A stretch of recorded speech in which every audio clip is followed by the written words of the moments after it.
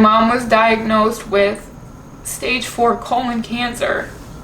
And she was like, and then I will help you get a baby. After 5 years of trying to have a baby, IVF is our last option. Follow us on our journey.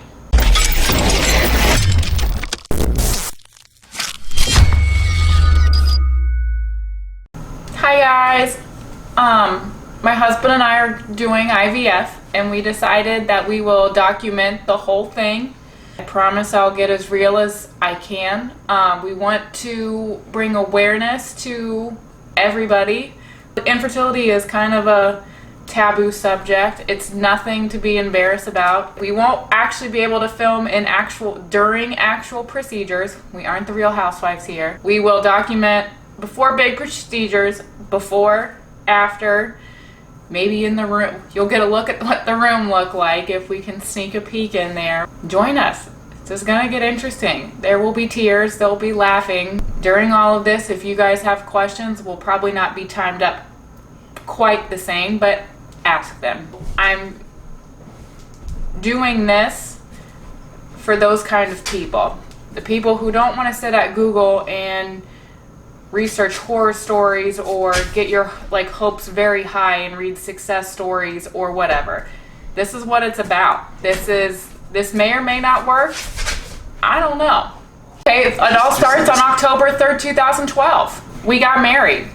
We were together 4 years before we got married. Kids has always been something we've talked about. Even before, I think, engagement, kids have always been something we've talked about. We pulled the goalie literally on our wedding night for a whole year. I'm sorry, it's for a whole year. We weren't timing anything. It never happened. Then for our 1-year wedding anniversary, we went to the Bahamas and we said, you know what, when we come back, if I'm not pregnant, we're gonna go to the doctor, we're going to see what's up.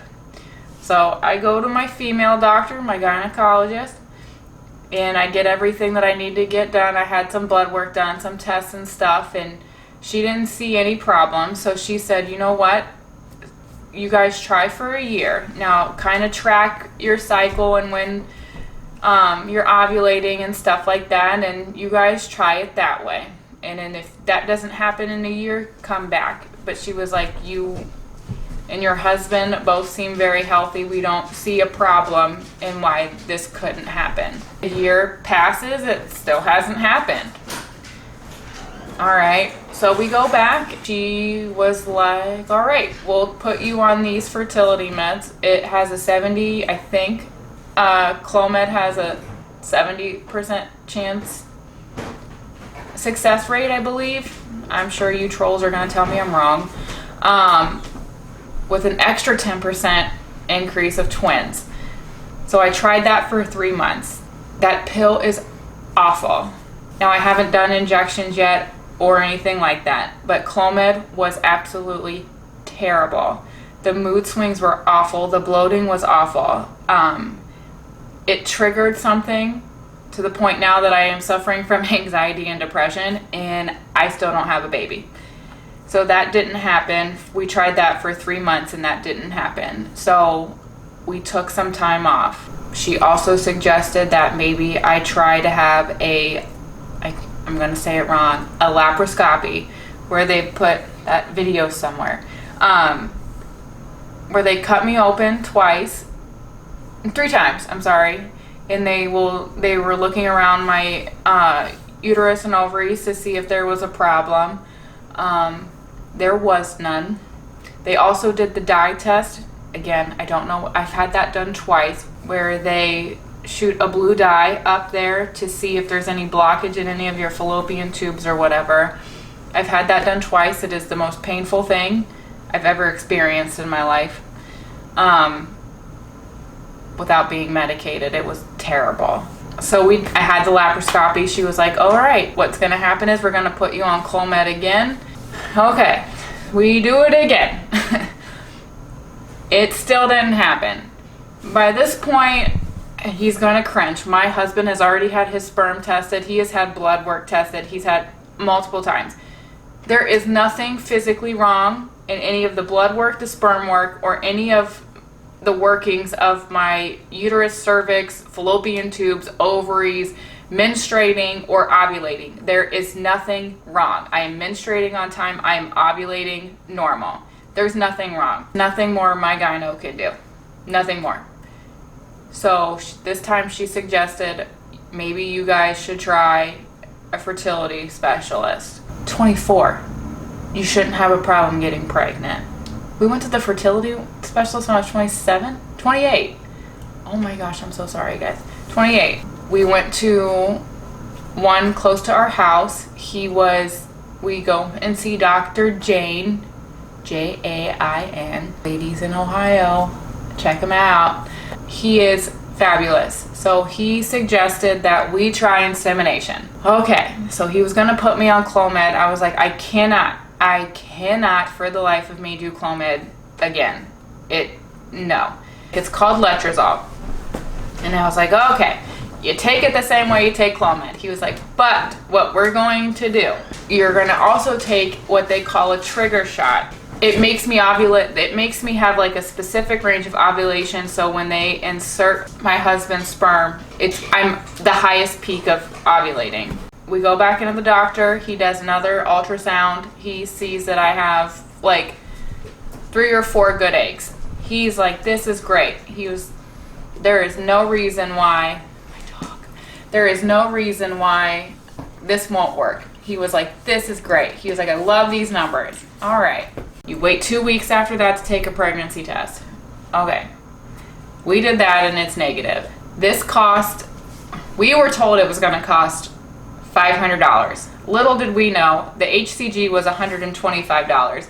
My insurance only covers, I think, 1 or 2 ultrasounds a year. I've already maxed that out. So we keep getting bills in the mail. At this point in time, the first IUI and all the other doctor's appointments, my husband and I have spent probably about $5,500 out of pocket. My insurance does not cover anything for this. We're going to try IUI again. We go in there and he was like, I don't understand why this didn't work. If it didn't work the first time, he was like, I'm baffled. I don't know. He was like, IVF may be your only shot. I was like, let's do it one more time. Let's do it 1 or 2 more times. So we do it again. I take the letrozole, I do the HCG. The second time I did the HCG wasn't so bad. Again, no side effects with the letrozole. Maybe a little water weight was gained, but nothing awful. 2 weeks later, and about $650 out of pocket again, nothing. So I had an epiphany. We went and toured beautiful Washington State. I was like, I don't want to do it. I don't want to do the third one. I just want to start the IVF. I remember I didn't really talk to my husband about this. I remember I came back from vacation, and on the day I came back, I called the doctor and got the ball rolling, and I was like, oh crap. I was like, I didn't tell Noah. So I texted him and I was like, I hope it's okay, but yeah. And he was like, that's fine. I'll support you in whatever you want to do. That's great. We had our consultation and they went over the whole procedure and how much it was going to cost. Talk about overwhelming. He's telling me all the medications for IVF that I'm going to have to take is going to cost about $4,000 because insurance doesn't cover anything. And then the procedure that he wants to do, because we aren't going to have any genome testing because he thinks that it's not going to be a problem. They're saying it's going to be around $8,000. And this $8,000, it covers everything. I can't remember everything that he told me. All the videos are going to pretty much explain all of it. I'm sorry that the intro is a little choppy. It was a lot of information. $8,000 is going to cover his fee, the anesthesiologist, whatever, this and that, and freezing of my eggs, and he gave me a whole itemized thing. We can go over that some other time, and I promise I will. And I'm sitting in the car and I'm so overwhelmed. I'm like, oh my God, $12,000. $12,000, and there's no payment options. The place doesn't offer stuff like that. So we're like, all right. So we have a couple options. We can put it on a credit card. We can take it all out of savings. That's fine too. Or we can go get a loan through the bank. So we call my dad. I didn't call my dad asking for money. I didn't call my dad for anything. I just wanted to call to like tell him just what the doctor said. My dad's a fantastic man, and I'm a daddy's girl, so I had to. Without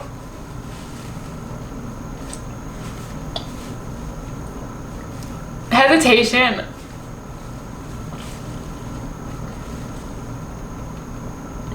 I'll do it. I was like, what? And he was like, I'll do it. And I was like, well, how much? He was like, well, how much is it? And I was like, $12,000. He was like, all right, I'll give you $12,000. And I was like, Dad, you don't have to do that. What you guys don't know is in August of 2016, my mom was diagnosed with stage 4 colon cancer. It hit her pretty hard. One day she was like, we were hanging out. The next day she's in the hospital. And we get this awful news. She's in the hospital for 3 weeks. And she finally gets to come home.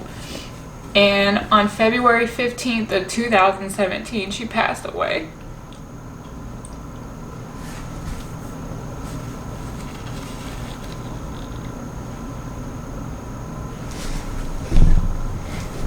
Now,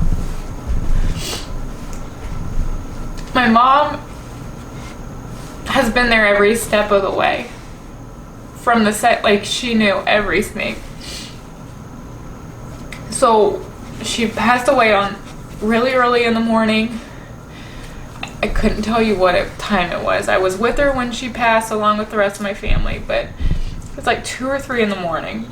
12 hours before she died, I was in her hospital room. And, you know, at this point we knew what was happening. So I decided to say goodbye and ask her, like, what does she need me to do? Now, my dad was pretty dependent on my mom. And again, I'm a daddy's girl. And I have a younger sister who's 4 years younger than me, who has a son. If you watch any of our videos, you may see him. His name is Dane. She asked me for 2 things. She said, take care of your dad and your sister, and don't let Dane forget who I am. And I was like, well, I'll always take care of them, and he'll never forget you. And she was like, and then I will help you get a baby. Now, to me, being a spiritual hippie, I was like, all right, her spirit's gonna like knock me up or something. Her spirit's gonna make this happen. This is all gonna come naturally, whatever. But the ironic thing is the $12,000 that my dad gave me is from her life insurance policy. So even though my husband and I could afford it, it's just this nice thing that my mom was able to do from beyond, and it means so much. So be sure to follow us on our journey. See what comes of it.